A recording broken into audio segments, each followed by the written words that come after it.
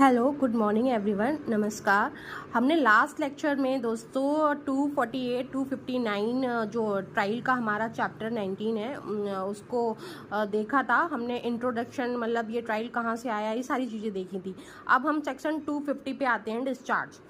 तो इसमें कुछ जो इसका पहला जो है सबसेक्शन 1, इसमें जो 60 डेज वाला जो पॉइंट है उसको न्यू ऐड किया गया है। ये पहले हमारी सीआरपीसी में नहीं था, तो हम इसको देखते हैं।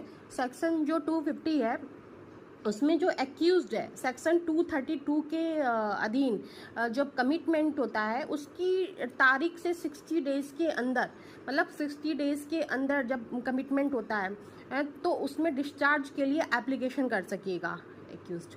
और जो इसका सबसेक्शन 2 है, पॉइंट नंबर 2, उसमें जो प्राइमा फेसी है, मतलब शुरुआत में है, जो प्रोसिक्यूशन को भी जो सुन रहे थे जो जज साहब एक्यूज्ड को हैं, फिर उसके मामले के रिकॉर्ड और उसके साथ दी गई जितने भी डॉक्यूमेंट दिए गए हैं, उसको सारी चीज़ों को देखने के बाद और विचार कर लेने के बाद अगर जज साहब को लगता है या ये वो समझते हैं कि एक्यूज्ड के खिलाफ कार्रवाई करने के लिए कोई भी सफिशिएंट बेस नहीं है, कोई भी पर्याप्त आधार नहीं है, तो वो अभियुक्त यानी कि एक्यूज्ड को डिस्चार्ज कर देगा। और ऐसे जो डिस्चार्ज के जो कारण है, क्यों डिस्चार्ज किया, उसको रिकॉर्ड कर लेंगे।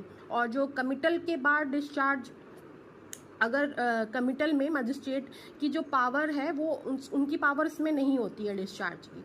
सेशन ट्रायल में मजिस्ट्रेट की बहुत लिमिटेड पावर है।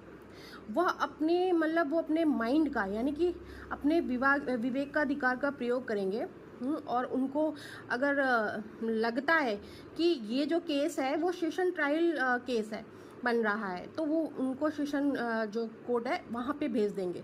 इसलिए उसे डिस्चार्ज करने की पावर नहीं है। और जो कमिटल केस है, हमें हमेशा याद रखना है, जब कमिटल केस में कभी भी गलती से बेल मत देना अगर आप जज साहब बनते हैं तो, ठीक है।